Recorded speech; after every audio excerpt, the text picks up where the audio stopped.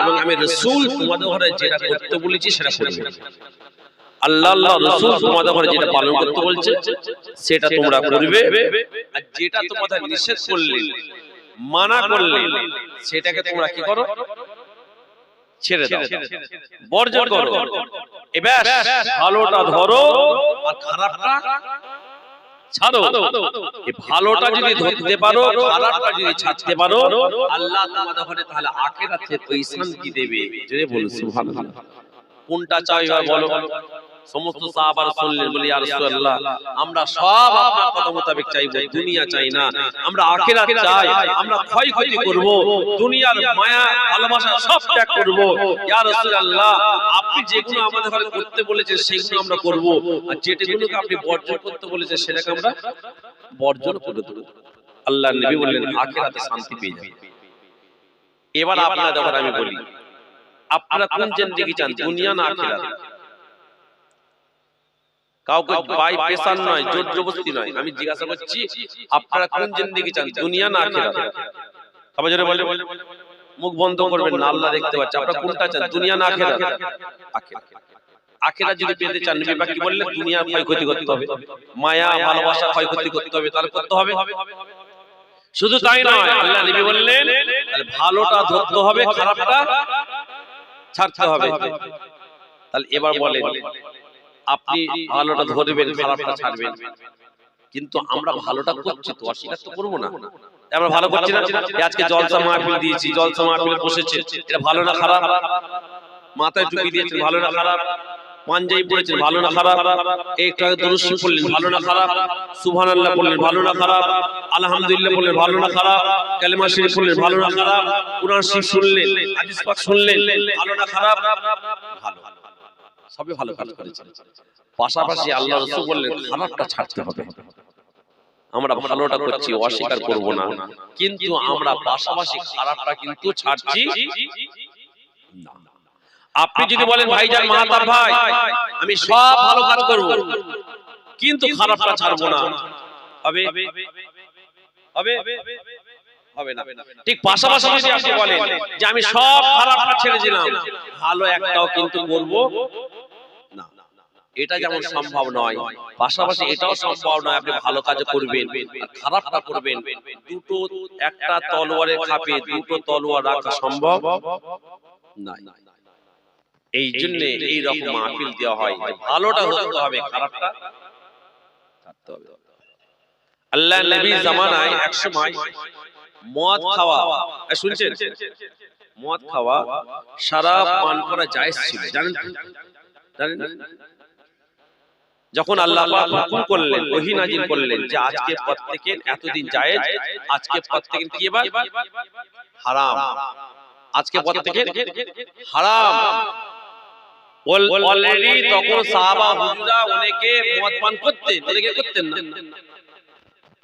আল্লাহ নবীর কাছে যখন এই ওহীটা নাযিল হলো, আল্লাহ নবী একজনকে বললেন তুমি মদিনার গলি-গলিতে ঘুরে ঘুরে প্রচার করে দাও যে আল্লাহ রাসূল আজকে প্রত্যেকের সবাইকে মদ খাওয়াটাকে নিষেধ করে দিলেন, হারাম। আল্লাহ নবী যখন এই প্রচারটা করতে বললেন তখন তার মাইক নাই যে বাবা বিশেষ ঘোষণা, আল্লাহ নবীর সাহাবা মদিনার অলিগলি ঘুরছে, মদিনার অলিগলি ঘুরতে ঘুরতে আওয়াজ দিচ্ছে আল্লাহর পক্ষ থেকে নবীর উপর ওহী। আল্লাহ নবী বলেছেন মদ আজকে পর থেকে ছোঁয়া হারাম, খাওয়া হারাম, কিছু করা যাবে না। এমন তো অবস্থা হাদিস পাকে এসেছে, বুখারী শরীফ হাদিসে আল্লাহ নবীর চার সাহাবা এক জায়গায় অলরেডি মদের আসনে বসে পড়েছে, অলরেডি মদের আসনে বসে পড়েছে, মদ খাবে, গিলাসে ঢালা হয়ে গেছে। এমন তো অবস্থায় সাহাবা হুজুরদের কানে ভেসে আসছে মদ আজকে কি হারাম। ও আমার ভাইয়েরা জওয়ানেরা, কিতাবের মধ্যে পাওয়া যায় আমার রাসূলুল্লাহ যখন এই প্রচারটা করতে বললেন, মদিনার অলি-গলিতে সাহাবা হুজুর অলি-গলিতে ঘুরছে আর বলতে লেগেছে মদ আজকে পর থেকে হারাম, মদ আর খাওয়া যাবে না, মদটা তোমাদের জন্য রাসূলুল্লাহ বলে দিয়েছে হারাম, মদ কোন রকম হারাম, হারাম, হারাম, মদ আর কোন রকম খাওয়া যাবে না। ও ভাইজানেরা, আল্লাহ নবীর এই সাহাবা যখন প্রচার করছেন মদিনার অলিগলিতে, এমন অবস্থায় ওই চারজন সাহাবা অলরেডি তারা একটা মদের আসরে বসে বলেছে মদ পান করার জন্য। আল্লাহ নবীর চার সাহাবা চারজন মদ পান করার জন্য বসে বলেছে। এমন অবস্থায় আওয়াজটা তাদের কানে যখন ভেসে যায়, আজকের পর থেকে মদ খাওয়া হারাম। আল্লাহ নবী বলে দিয়েছেন মদ আর ছোঁয়া যাবে না, মদটা তোমাদের জন্য হারাম হারাম হারাম। ও ভাইরা, মদিনার গলিগলিতে যখন এই প্রচারটা চালু হয়ে গিয়েছে, ওই চারজন সাহাবা একটা জায়গায় বসেছিলেন মদ পান করবে। হাদিস পাকের মধ্যে পাওয়া যায় মদের গিলাসের মধ্যে মদ ঢালা হয়ে গিয়েছে। এমন সময় কানে ভেসে আসছে মদকে আল্লাহ রাসূল হারাম করে দিয়েছে, মদ আর খাওয়া যাবে না, মদ আর খাওয়া যাবে না, মদটা হারাম রাসূলুল্লাহ করে দিয়েছে। এই কথাটা যখন সাহাবা হুজুরদের কানে এসে পৌঁছে যায়, সঙ্গে সঙ্গে আর চিন্তা করলেন না, একবার ভাবলেন না যে আমরা রাসূলুল্লাহকে একবার জিজ্ঞাসা করব সত্যিকারের কি মদটা হারাম। এখন আমরা পান করিনি, এখন আমরা মদটা পান করিনি, এখন আমরা মদটা খেয়ে নি, না না, এই চিন্তাটা আর করলেন না।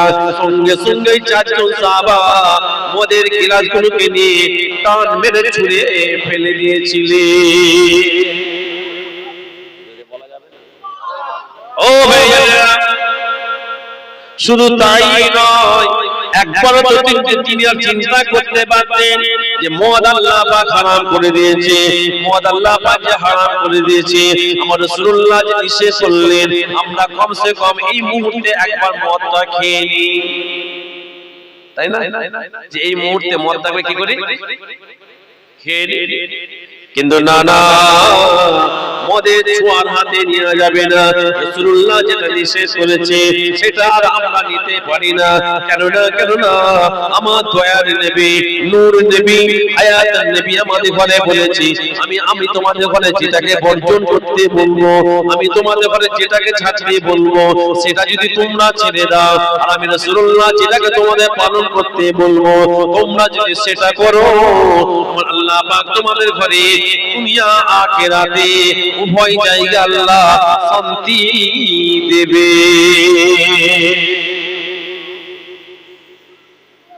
ও ভাইয়েরা, ও পশ্চিম নারায়ণপুরের মানুষেরা, আমি মাহাতা বাপ্পাদের আজকে গ্রামে এসেছি, এই জন্য আপনাদের পশ্চিম নারায়ণপুর এলাকার মানুষদের উদ্দেশ্য করে বলে যাব।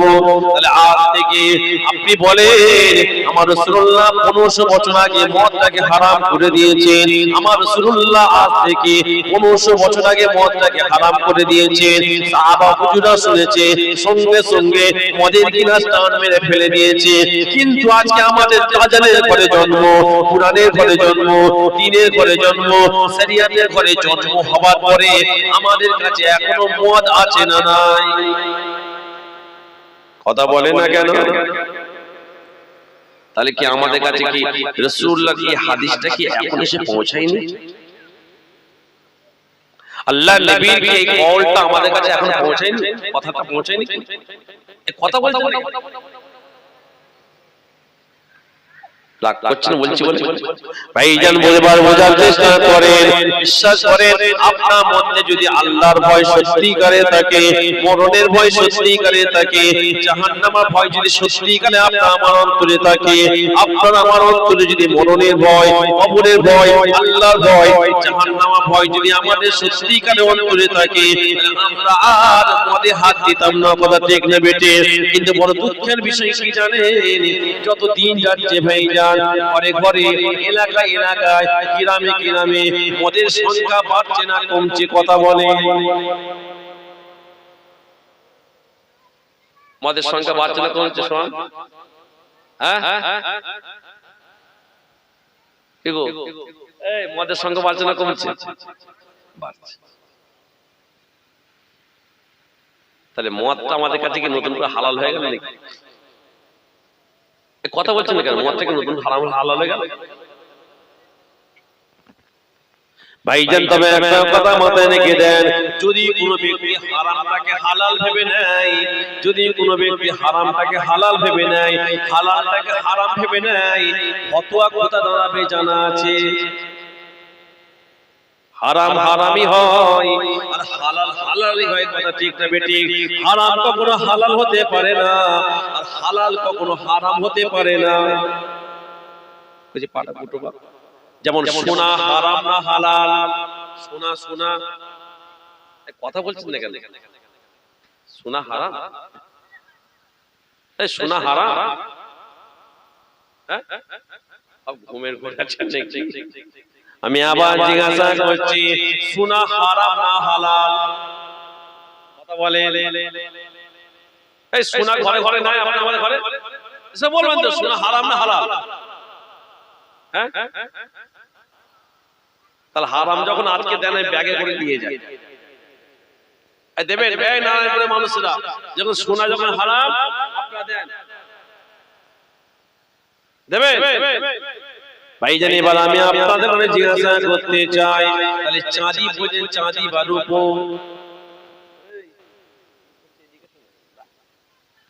চাঁদি হারাম না হালাল? কথা বলছেন দেখেন। চাঁদি বোঝেন তো? চাঁদি বোঝেন তো? চাঁদি কাকে বলে? হ্যাঁ, এই তো রূপো। রূপো হারাম না হালাল? হ্যাঁ, হালাল।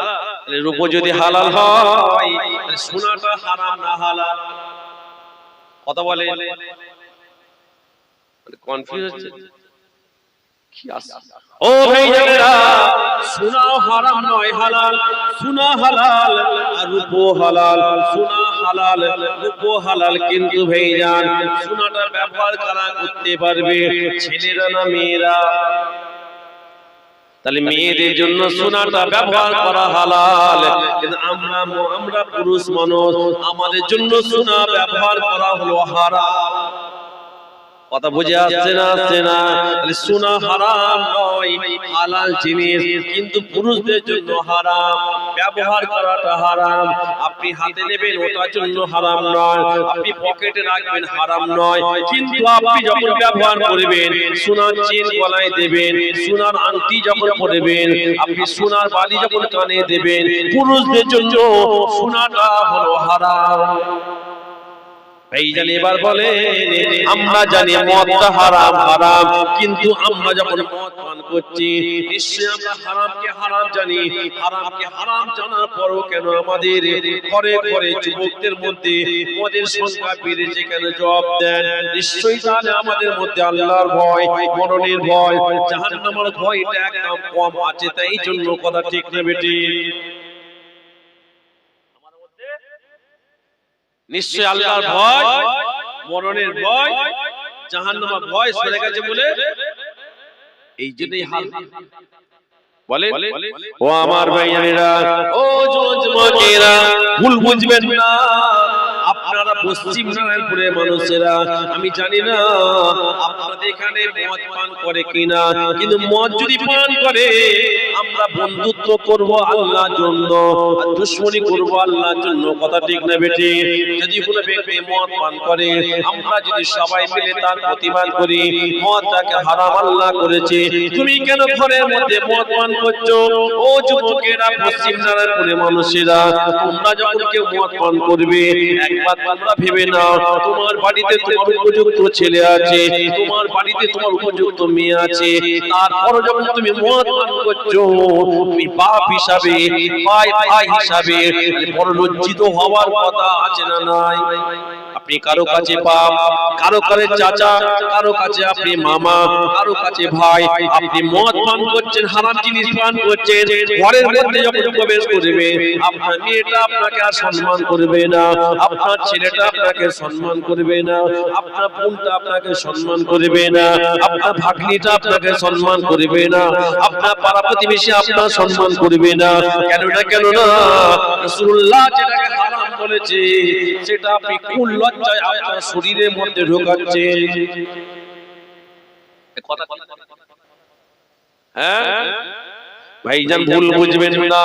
আপনারা যদি নিজেরা, এলাকার মানুষেরা, পশ্চিম নারায়ণপুরের মানুষেরা সবাই যদি একতা হয়ে যায়, আপনাদের গ্রামের মধ্যে কথাই বলছি হয়তো 100টা ঘর, কতগুলো 100টা ঘর, 130টা ঘর, 90টা ঘর অনুযায়ী কথা বলছি ভাইজান, ধরে নেন 100টা ঘর আপনাদের গ্রামের মধ্যে, ওই 100টা ঘরের মধ্যে কমসে কম 10টা ঘরে যদি মদ পান করা চালু থাকে, বাকি 90টা ঘর যদি তাকে প্রতিবাদ করা হয়, খবরদার খবরদার, আমরা 90 ঘরে সবাই মিলে আমরা তোমাদের ঘরে বলছি মদ পান করা যাবে না।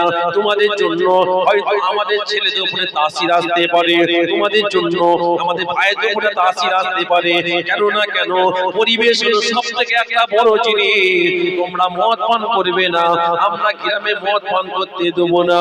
তাহলে দেখবেন যারা মদ পান করছিল অটোমেটিক দেখবেন তারা মদ থেকে দূরে সরে যাবে না, যাবে না।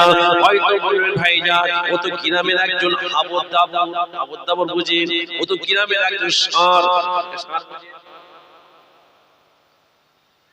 মানে এমনি অনেকে খায়, আবার অনেকে বারণ করলে গরম দেখায়। আমি আমার পয়সা খাচ্ছি, আমি আমার না না সাহেব, একটা কথা মাথায় রেখে দেন, আপনার পয়সা তো কি হয়েছে, আপনি আপনার ইচ্ছায় চলতে পারেন না। আপনি আমার সামনে হাফ প্যান্ট পরে ঘুরবেন, আমার সামনে সিগারেট খাবেন, আমার বলার অধিকার আছে। কেন না আপনার জন্মটা আজানের ঘরে, দ্বীনের ঘরে, শরিয়তের ঘরে, রাসূলুল্লাহর ঘরে, আমার আপনার উপরে বলা কর্তব্য আছে না নাই? জবাব দেন। আপনি যদি বলেন আমি আমার পয়সায় খাচ্ছি, আমি আমার রুজিতে খাচ্ছি, আমি ইনকাম করে খাচ্ছি, আমার বাপের পয়সায় আমি খাচ্ছি, না না, আপনার মধ্যে যখন এই চিন্তা ভাবনা থাকবে আপনি তখন ভেবে নেবেন তাহলে আপনার মধ্যে ফেরাউনের চাল আছে, আপনার মধ্যে আবু লাহাবের খাসরত আছে, আপনার মধ্যে আবু জেহেলের স্বভাব আছে। ও ভাইজান, আপনি যখন হক কথা শোনার পরে হকটাকে আপনি উল্টে দেবেন, হকের উপর আপনি যখন লাঠি চালাবেন, তখন আপনি ভাববেন কাল কিয়ামতের ময়দানে, মাহশারের ময়দানে আমার আল্লাহ আপনাকে আবু লাহাব, আবু জেহেল, উতবা, সাইবার কাতারে দাঁড় করিয়ে দেবে। কথা ঠিক না বেটি? কথা বলে ভাইজান, ভুল বুঝবেন না, খারাপ নেবেন না। কেন না আপনারা গত বছরে যারা ছিলেন আপনারা জানেন আমার কথাবার্তা একটু পরিষ্কার, আমি তেল লাগিয়ে কথা বলতে পারি না, এটাই আমার সবথেকে বড় একটা স্বভাব খারাপ। আমি হক কথা বলতে চাই, তাতে আপনারা আমাকে দাওয়াত দেন না দেন, আল্লাহ সকল রুজি রুটির মালিককে যদি বলেন আপনারা আমাকে রুজি দাওয়াত দেবেন, আপনি আমাকে আবার কত বছর দাওয়াত দেবেন, পশ্চিম নারায়ণপুরের মানুষদের ঘরে বলবো মদ খাওয়া যায়, এটা বলে যাব, না না, আখিরাতটা আমার নষ্ট হবে না, হবে না। ও ভাইজানেরা, ও পশ্চিম নারায়ণপুরের মানুষেরা, আমি মাহাতাব আপনাদের এটাই বোঝাতে চাইছিলাম, আপনাকে হারামটাকে হারাম মনে করে নিতে হবে, হালালটাকে হালাল মনে করে নিতে হবে। আপনাকে যখন গ্রামের প্রতিবেশী মানুষরা যারা মদ পান করে তারা যদি আপনাকে বোঝায়, আপনি যদি বলেন হ্যাঁ ভাই অন্যায় হয়ে গিয়েছে, ভুল হয়ে গিয়েছে, আমি আর মদের হাত গ্লাসে হাত দেবো না, আজকের পর থেকে আর মদ পান করবো না, বিশ্বাস করেন আমার আল্লাহ পাকের কাছে আপনার এই কথাটাকে পছন্দ করে নেবে। আমার আল্লাহ পাক এটার ওসিলায় আপনাকে আমাকে নাজাত দিয়ে দেবে। বাবা একটু জোরে বলে।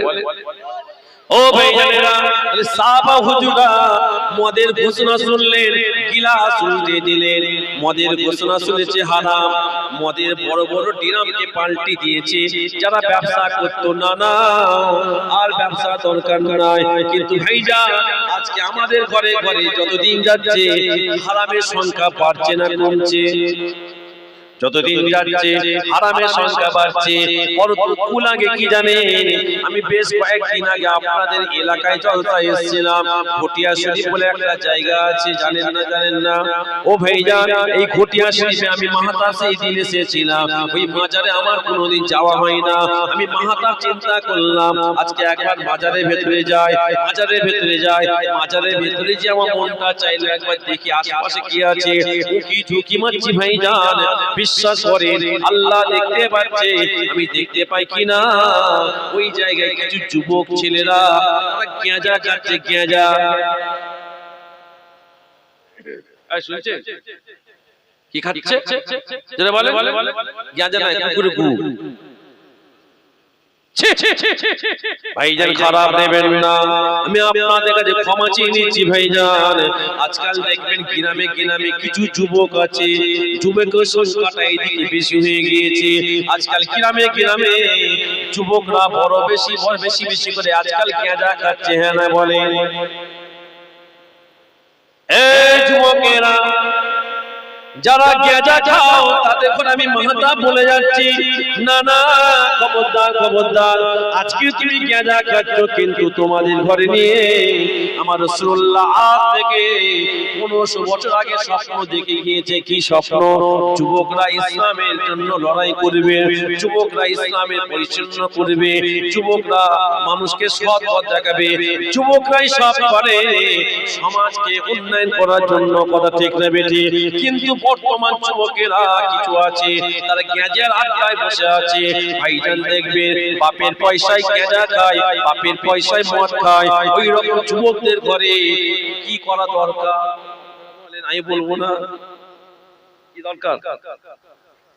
পাটাও কোন দিকে মারতে, কোন দিকে বেঁধে একদম লাঠিতে তেল মাখাতে হবে। ভাইজান হয়তো বলেন, ভাইজান আপনি কি কথা বলছেন? ভাইজান দেখেন, আল্লাহর জন্য বন্ধুত্ব করব আর আল্লাহর জন্য দুশমনি করব। কথা ঠিক না বেটি? আপনি বলবেন আমার ছেলেকে আমি বড় ভালোবাসি। ও ভাইজান, প্রত্যেকের কাছে প্রত্যেকের ছেলে কিন্তু প্রিয়। কথা ঠিক না বেটি? হক বিচার করতে হবে। কিয়ামতের ময়দানে আল্লাহ পাক আর সাজিমের ছাওয়া ওই ব্যক্তিদের ঘরে দেবে যারা হক বিচার করবে, ইমামুন আদিল, ন্যায় বিচার যারা করবে, হক বিচার যারা করবে, আমার আল্লাহ পাক ওই ব্যক্তিদের ঘরে আর আজিমের ছাওয়া নসিব করে দেবে।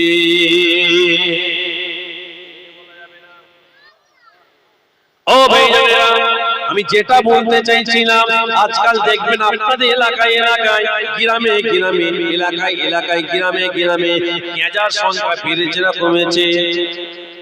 বড় লজ্জা লজ্জা লজ্জা। আগে আমার রাসূলুল্লাহ আজ থেকে 1500 বছর যেগুলোকে হারাম করে গেলেন, হারামটাকে আজকে আমরা যতদিন যাচ্ছে আমাদের ঘরে ঘরে, এলাকায় এলাকায়, পাড়ায় পাড়ায় আজকাল আমরা বেশি প্রবেশ করাচ্ছি।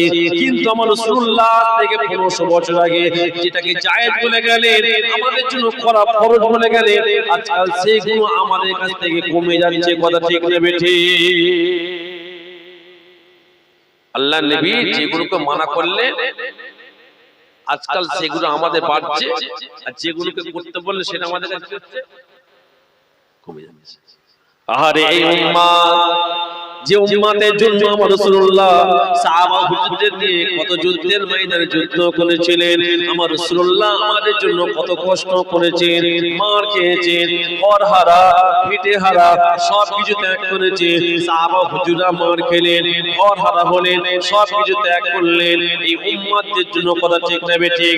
আজকে সেই উম্মাতের এমন চাল চলন, ও ভাইজানেরা, ও নারায়ণপুরের মানুষেরা, একটা কথা মাথায় রাখবেন, কাল কিয়ামতের ময়দানে, মাহশারের ময়দানে আপনাকে আমাকে রাসূলুল্লাহর সামনে দাঁড়াতে হবে না? হবে না? খারাপ নেবেন না, ভুল বুঝবেন না। গাঁজা তো দূর কি বাত, এখানে অনেকে বসে আছেন বিড়ি খান, বিড়ি বিড়ি বিড়ি, এই বিড়ি খাই না? কেন আপনাদের কি বিড়ি খাই না নাকি? সব আল্লাহ ওলি নাকি গো? হ্যাঁ না বলে বিড়ি খাই না? কে খায় আমি কিন্তু জানি না। কে বিড়িটা খায় আমি কিন্তু জানি, কিন্তু আপনারা গ্রামের মানুষ, আপনারা এলাকার মানুষ, আপনারা জানেন কে বিড়ি খায়? জানেন? এখানে হয়তো অনেকে বসে আছেন, ভুল বুঝবেন না, আমি কাউকে টার্গেট দিয়ে কথা বলছি না, আল্লাহ দেখতে পাচ্ছে।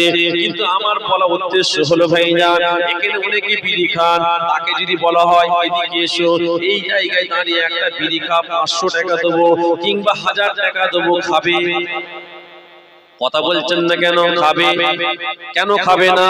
কে খায় আপনি তো জানেন। আচ্ছা আপনি যাকে জানেন আপনি তাকে একটু কাটে লাগান যে খেয়ে নে একটা 500,000 হবে, খাবে না? না খাবে না। এই কারণে ভাইজান, কেন তার মধ্যে একটা লজ্জা কাজ করবে। পূর্বশী থেকে পীরের আওলাদ আমার মাহাতাব ভাই এখানে এসেছে, আমি ওনার সামনে কেমন করে বিড়িটা খাবো? কথা ঠিক না বেটি? একটা লজ্জা কাজ করবে ভাইজান। যখন আপনার মধ্যে লজ্জা কাজ করছে তখন আপনাকে বুঝতে হবে আপনার মধ্যে কিন্তু ঈমানের নূর আছে, আপনি ঈমানদার, আপনি কিন্তু বেঈমান নয়। আপনি কিন্তু ঈমানদার, বেঈমান নয়। ভাইজান এবার বলে আপনি লজ্জা পাচ্ছেন, কাকে লজ্জা করছেন? আমি মাহাতাবকে লজ্জা করছেন, কথা ঠিক না বেটি? আমি কেমন করে ভাইজানের সামনে খাবো? কিন্তু ভাইজান আবার কিছুক্ষণ বসার পরে এক একজনের এত বিড়ির নেশা, দেখবেন একটু সাইডে চলে গিয়েছে, প্যান্ডেলে আড়ালে যে ভকভক মানে একটা বিড়ি খেয়ে নিয়েছে, কথা বলেন না। কিন্তু এখানে খেলো না, প্যান্ডেলে আড়ালে যে বিড়িটা খাচ্ছে, ও নারায়ণপুরের মানুষেরা এখানে খেলো না, আমাকে লজ্জা পাচ্ছে। আপনি বলেন এই যে আড়ালে যে বিড়ি খাচ্ছে, কেউ দেখতে পাক না পাক, আমার আল্লাহ দেখতে পাচ্ছে না পাচ্ছে না? জবাব দেন। চুপ করে আছেন কেন? বলেন আল্লাহ দেখতে পাচ্ছে না পাচ্ছে না? ও ভাইজান তাহলে আল্লাহ দেখতে পাচ্ছে, আপনি জানেন, আপনি আমাকে লজ্জা করছেন, আমাকে লজ্জা করে কোনো লাভ হবে না, হবে না, হবে না। আপনি আড়ালে যখন বিড়িটা খাচ্ছেন, আপনি সাইডে যখন যে বিড়িটা খাচ্ছেন, একবার যদি ভেবে নেন আমার আল্লাহ আমাকে দেখতে পাচ্ছে, যে আল্লাহ আমাকে সৃষ্টি করেছে, যে আল্লাহ আমাকে দেখতে পাচ্ছে। আপনার মধ্যে যখন এই চিন্তা, আপনার মধ্যে যখন এই ভাবনাটা আসবে, বিশ্বাস করে ওই মুহূর্তে যদি আপনি বিড়িটা ফেলে দেন, আমার আল্লাহ পাকের কাছে আপনি এত পছন্দ হয়ে যাবেন, আমার আল্লাহ পাক ওটার উসিলায় আপনাকে আমাকে নাজাত দিয়ে দিবে। আরো জোরে বলুন সুবহানাল্লাহ। বিড়িটা আপনি যখন সাইডে খাবেন, আপনি যদি একবার ভেবেলেন যে আমার আল্লাহ তো দেখতে পাচ্ছে। ও আমার ভাইজানেরা, ও নারায়ণপুরের মানুষেরা, অনেকে যারা মদ পান করেন, একবার ভেবে নেন আপনি যখন মদ পান করছেন আল্লাহ দেখতে পাচ্ছে।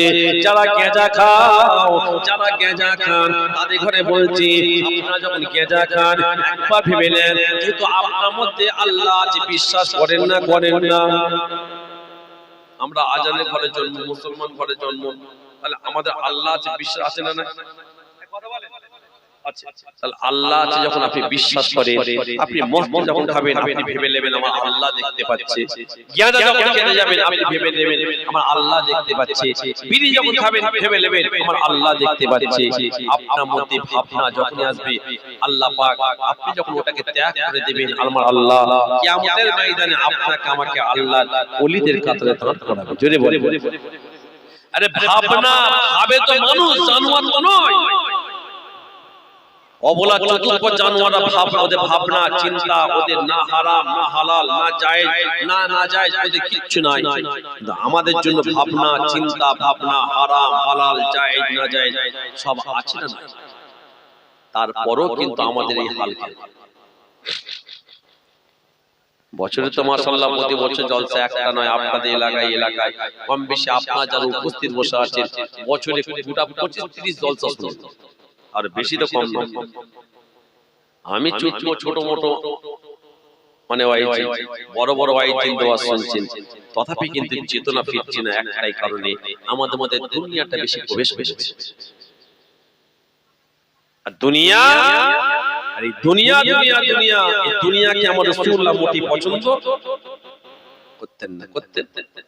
দুনিয়াকে আমার রাসূলুল্লাহ পছন্দ করতেন না।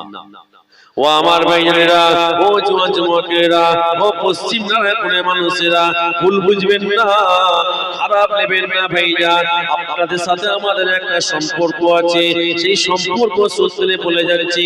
আল্লাহ রাসূল তাআলা সাহাবা হুজুরদের বলে বলেছিলেন, তোমরা ভালো জিনিসটা করো, খারাপটা তোমরা ছেড়ে দাও, ভালোটা তোমরা ধরো, খারাপটা তোমরা বর্জন করো। এই দুটো জিনিস যদি করতে পারো আমার আল্লাহ তোমাদের ঘরে আখিরাতে কামিয়াবি করে দেবে। এবার আপনারা বলেন আল্লাহ নবী আমাদের ঘরে ভালোটা ধরতে বললেন, খারাপটা ছাড়তে বললেন, কিন্তু আমরা ভালোটা ধরছি না, খারাপটা ছাড়ছি না।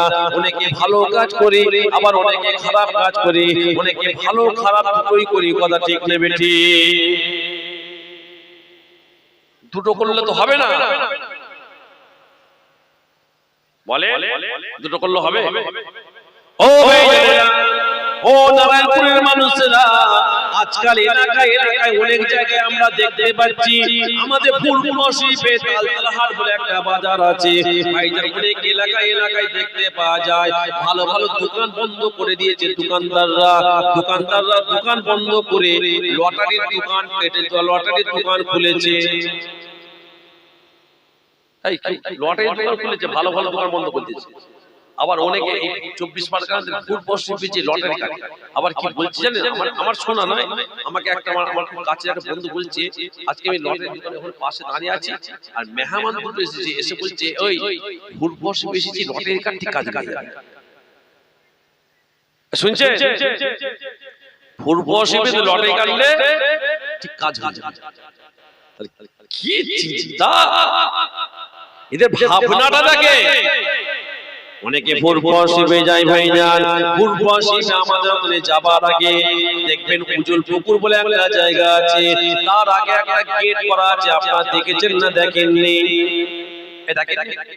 গেট করা আছে দেখবেন। অনেকে আমরা দেখতে পাই যে গেটে প্রবেশ করার আগে তারা মনে করে এই গেটের মধ্যে প্রবেশ করলাম, পূর্বশীবে প্রবেশ করলাম। গেটের বাড়িয়ে দাঁড়িয়ে দেখবে আমরা দেখতে পাই পিচ্চাপ করছে দাঁড়িয়ে, বিড়ি কিছু খেয়ে নেয় ওখানে। কেন না তাদের চিন্তা ভাবনা পূর্বশীবের মধ্যে যাওয়ার পর আর বিড়ি খাওয়া যাবে না। আবার অনেককে দেখতে পাই পূর্বশীবে করে সাইডে দাঁড়িয়ে বিড়ি খায়। আবার দেখবেন অনেকে দেখতে পাই আমরা এই রমজান মাস আসছে, এবার 21, 22, 23 মাহফিলটা এবার এবছরে রমজান মাসে পড়েছে, জানেন না? এই জলসার কোনো ডেট পরিবর্তন হবে না, কিন্তু আমি মাহাতাব যেটা বলতে চাইছি, আমরা হয়তো অনেকে দেখতে পাবো এই রমজান মাসে অনেক মেহমান যাবে, দিনের বেলায় হোটেলগুলো ভেঙে ফেলবে। হোটেলগুলো কিছু না কামড়া করবে। ওই জন্য ভাবছি হোটেলওয়ালাগুলোকে বলবো হয় খাওয়া বন্ধ করে দেবে, না হলে 4টে গোশ 800 টাকা। কত খাবি খা। দিনের বেলায় মানুষের পেটটা যখন কেউ খায় সেটা ষাঁড় পেট হয়ে যায়। দিনের বেলায় মানুষের পেট এমনি সময় রমজান মাসে মানুষের পেট, রাতের বেলায় মানুষের পেট ফজরের আজানের পর থেকে মাগরিবের আজানের আগে পর্যন্ত যদি কেউ খায় ওটা হচ্ছে ষাঁড়ের পেট। এটা আমি বলছি, আমার আল্লাহ ষাঁড় বলছে না, ষাঁড়ের থেকে জঘন্য বলছে, জানোয়ারের থেকে নিকৃষ্ট বলছে। ও ভাইজানেরা, ভুল বুঝবেন না, খারাপ নেবেন না। যেহেতু আল্লাহ পাক আপনি আমার জন্য রোজাটাকে ফরজ করেছে, কথা ঠিক নেবে ঠিক। বড় দুঃখের বিষয় কি জানেন, আমাদের এলাকায় অনেকে দেখবেন ভালো শরীর সুস্থ নিয়ে ঘুরে, অনেকে সুস্থ শরীর নিয়ে ঘুরছে ভাইজান, কিন্তু রোজার বেলায় বাহানা দেখায় শরীর অসুস্থ আছে না নাই। দিনের বেলায় ষাঁড় পেটে খায়, একটা রোজা যদি কেউ ইচ্ছা করে ভেঙে দেয়, একটা রোজা যদি কেউ ইচ্ছা করে ভাঙে, শরিয়াতের মাসলা হলো ওই ব্যক্তিটাকে 60টা রোজা রাখতে হবে, 607। বিরাকার নিয়ম হলো আপনাকে পরস্পর রোজাগুলো রাখতে হবে 1, 2, 3, 4, 5, 6, 7, 51, 52, 53, 54, 55, 56, 57, 58, 59 চলে গিয়েছেন ভাইজান। 59 যাওয়ার পরে আপনি যদি একটা রোজা ভেঙে ফেলেন, শরিয়াতের মাসলা হলো আপনাকে আবার ঘুরিয়ে 60টা রোজা রাখতে হবে। তাই যাবে বলে পালাবার রাস্তা নাই, পালাবে কোথা?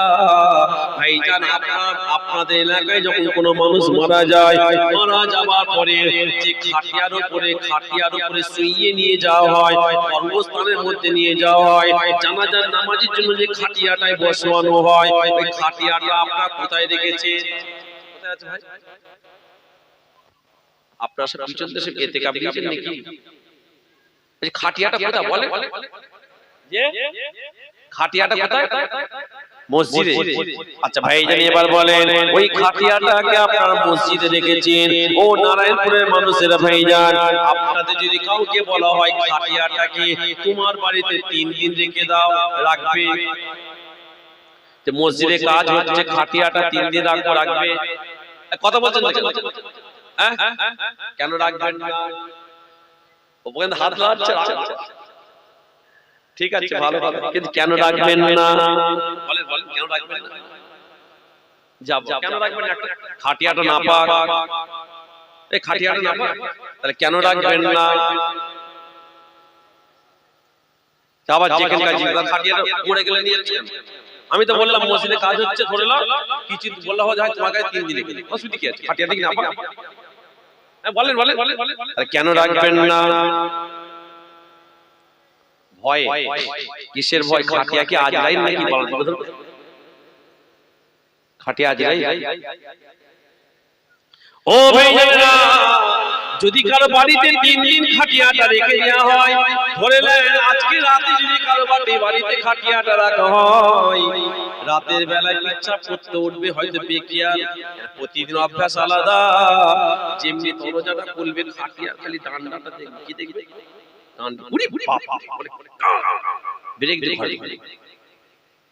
কথা ঠিক না বেটি? ইচ্ছা পেয়েছে খাটিয়ার কথা মনে পড়ছে, বাইরে আছে কোথায় হয়তো টেনে নেবে, ভুল না ঠিক? যেহেতু আপনারা বলছেন ভয়, এই জন্য আপনাদের ঘরে বলছি, অনেকে আবার দেখবেন ঘরের মধ্যে বোতল সিঁড়ি ঢুকবে, 3 দিন কি করে পাওয়া যায়? কিন্তু ভাইজান আমি মহাতাব আপনাদের ঘরে এটাই বলতে চাইছি, খাটিয়াকে দেখে আপনারা কেন ভয় খাবেন? খাটিয়া তো আপনার পা ধরে টেনে শুইয়ে দেবে না, কথা ঠিক না বেটি? তাহলে কেন ভয় পাচ্ছেন? কিসের কারণে? ও ভাইজান এই যে আপনারা বলছেন ভয় লাগবে ভয় লাগবে, ও ভাইজান তাহলে আপনাকে বুঝে নিতে হবে, আপনার মধ্যে যখন ভয়টা আসছে তখন আপনি ভাববেন তাহলে আমার মধ্যে ঈমান আমলের ঘাটতি আছে, আমলের কমজোরি আছে বলে এই ভয়টা আমাদের কিন্তু কাজ করছে। আচ্ছা খাটিয়াটাকে কিছুদিনের জন্য বাদ দিলাম, খাটিয়াটাকে কিছুক্ষণের জন্য বাদ দিলাম ভাইজান, কিন্তু এবার ধরে নেন আমাদের বাড়িতে অনেকের বাপ, অনেকের মা, অনেকের ভাই বোন হয়তো মারা যায়, হয়তো মারা গিয়েছে। কাউকে যদি বলা হয় আজকে রাতে তোমার আব্বা মারা গিয়েছে, কিংবা তোমার বোনটা মারা গিয়েছে, কিংবা তোমার ভাইটা মারা গিয়েছে, আজকে রাতে গোসলটা করিয়ে আপনার ভাই কিংবা বোনকে কাফনের কাপড়টা পরিয়ে দিয়ে ঘরের মধ্যে রেখে দিয়ে যদি বলা হয় আজকে রাতটা তুমি একা ঘরের মধ্যে থাকো, আমরা একটু বাইরে কাজকর্ম হচ্ছে একটু যেয়ে দেখি, থাকবে কেউ? থাকবে? আর খাটিয়াটা নাহলে ভয় পাচ্ছে, ওটা তো বোন আপনার, কেটে দাও, আমার ওটা তো আপনার ভাই, ওটা তো আপনার বোন, ওটা আপনার বাপ, কথা ঠিক আছে? ভয় পাচ্ছেন কেন? বলেন বলেন। আমার কদিন আগে আমার নিজের বড় বোন ইন্তেকাল করল, নিজের বড় বোন, আমার বড় বোন ইন্তেকালের পরে আমার নিজের মেজ বোন আবার 25 দিন পরে ইন্তেকাল করল। তো যেদিন ইন্তেকাল করলো হঠাৎ করে মেজ বোন ইন্তেকাল করল, আল্লাহ হুকুম, আল্লাহ পাক ভালোবেসেছেন তাতে থেকে দিয়েছে, আল্লাহ জানে সব আখিরাতে শান্তি দেয়, জোরে বলুন আমিন। তো যে দিন দেখ বললো ঘরের মধ্যে শোয়ানো আছে, আমার অন্যান্য ভাইরা বা আমার বোনেরা বাইরে, মানে ঘরের মধ্যে কেউ নাই, বাইরে আমার বোন নিচে শুয়ে আছে, আমি উপরে খাটে শুয়ে আমি কিছু ঘুমিয়েও পড়লাম একজন। তোমার বোন হয় ভয় কেন? এই কথা ঠিক আছে? এই যখন ভয় আপনার মধ্যে যাচ্ছে তখন আপনি ভাববেন তাহলে আপনার মধ্যে নিশ্চয় আমার মধ্যে আমলের তালে দুর্বল, আমলের কমতি রয়ে গেছে, কথা ঠিক আছে? মসজিদে অনেকে দেখবেন খাটিয়া যদি রাতের বেলা একা দেখতে পাই, নামাজ পড়তে গেছে, ঈশান নামাজটা হয়তো পড়া হয়নি, উঠে ঈশান খাটিয়াটা দেখলে নামাজ পড়ে গা ছমছম করে, খাটিয়া পিছনে আছে, আছে না? ও আমার ভাইজানেরা, ও পশ্চিম নারায়ণপুরের মানুষেরা, আমি আপনাদের করে এটা বলতে চাইছিলাম, আজকে আপনি দুনিয়া জমিনে আছেন, আপনি যেটা ইচ্ছা করতে পারবেন, আপনার মধ্যে যেটা আসবে আপনি সেটা করবেন, কিন্তু ভাইজান মারা যাবার পরে আর তো কোনো পালাবার রাস্তা নাই, কথা ঠিক না বেটি? আর তো কোনো যাবার রাস্তা নাই। কিন্তু যখন যাওয়ার রাস্তা নাই, পালাবার যখন রাস্তা নাই, আপনাকে আমাকে আল্লাহ আল্লাহ রাসূলের হুকুম মোতাবেক চলতে হবে না, হবে না? কিন্তু বড় দুঃখের বিষয় কি জানেন, আমরা আল্লাহ আল্লাহ রাসূলের হুকুম মোতাবেক ঠিক মতো চলছি না। আর আপনি আমি যদি আল্লাহ আল্লাহ রাসূলের হুকুম মোতাবেক যদি না চলি, তাহলে আমাদের আখিরাতে বড় কষ্টর সময় কিন্তু অপেক্ষা করছে, কথা ঠিক না বেটি? যে আমার দয়ার নবী, নূর নবী, হায়াতের নবী যে উম্মতদের জন্য কত কষ্ট করে গেলেন, নিজে নিজে মার খেলেন, কাফেরদের জ্বালায়, কাফেরদের জ্বালায় জন্মভূমি ত্যাগ করলেন। আজকে সে রাসূলুল্লাহ মেহনতের কারণে, সাহাবা হুজুরদের মেহনতের কারণে আজকে আপনার আমার কাছে পরিপূর্ণ দিনটা পৌঁছেছে, শরীয়তটা পৌঁছেছে, আজকে আপনার আমার কাছে নামাজটা পৌঁছেছে, কালেমাটা পৌঁছেছে। কিন্তু বড় দুঃখের বিষয় কি জানেন, যত দিন যাচ্ছে আমরা নামাজ থেকে দূরে সরে যাচ্ছি, আমরা রোজা থেকে সরে যাচ্ছি, আমরা শরীয়ত থেকে সরে যাচ্ছি, কথা ঠিক না বেটি? যত দিন যাচ্ছে ভাইজান, আস্তে আস্তে আস্তে আস্তে আমরা মানুষ থেকে জানোয়ারে পরিণত হচ্ছি, কথা ঠিক না বেটি? যত দিন যাচ্ছে আমরা আস্তে আস্তে মানুষ থেকে কিসে পরিণত হচ্ছি? কথা বলেন, রাগ করছেন নাকি? বলছি বলেন, জানোয়ারে। আজকাল দেখবেন আগেকার মানুষ যারা, তারা বিয়ে বাড়ি অনুষ্ঠান বাড়িতে চট বিছিয়ে দেওয়া হতো, চটে বসে খেত। এখন কি হয়ে গেছে বলুন তো? বলে টেবিল চেয়ার তো অনেক কিছু হয়ে গেছে। একদম ঠিক কথা বলেছে, দাঁড়িয়ে খাওয়া জানোয়ারদের মতো, দাঁড়িয়ে দাঁড়িয়ে খাওয়া, দাঁড়িয়ে খায় কারা? ইহুদি খ্রিস্টানদের কালচার, কথা ঠিক না বেটি? কথা বলছেন? আরে এই কালচার ইহুদিদের কালচার, খ্রিস্টানদের কালচার। কিন্তু বড় দুঃখের বিষয় কি জানেন, আজকাল আমাদের জন্মটা আজানের ঘরে হওয়ার পরে, কিন্তু আজকাল আমাদের দেখবেন পয়সাওয়ালা মডার্ন জায়গা থেকে আমরা ইহুদিদের কালচারটা আমাদের ঘরে প্রবেশ করিয়েছি না করাইনি? বলেন, এই কথা বলেন। মডার্ন শাস্তি, মডার্ন বলছে দাঁড়িয়ে দাঁড়িয়ে খা, ফুচকা ওখানে আছে, ওখানে এই আছে, এখানে পুষ্টি আছে, ওখানে পুষ্টি আছে, ওখানে শরবত আছে, খা। তাহলে আমরা সুন্নাতটাকে জবাই করলাম না? রাসূলুল্লাহ সুন্নাতকে আমরা কবর দিচ্ছি না? জবাব দেন। ভাইজান একটা কথা মাথায় রেখে দেন, কিতাবে আমাদের পাওয়া যায়, আমার নবী পাককে যদি কেউ একটা সুন্নাত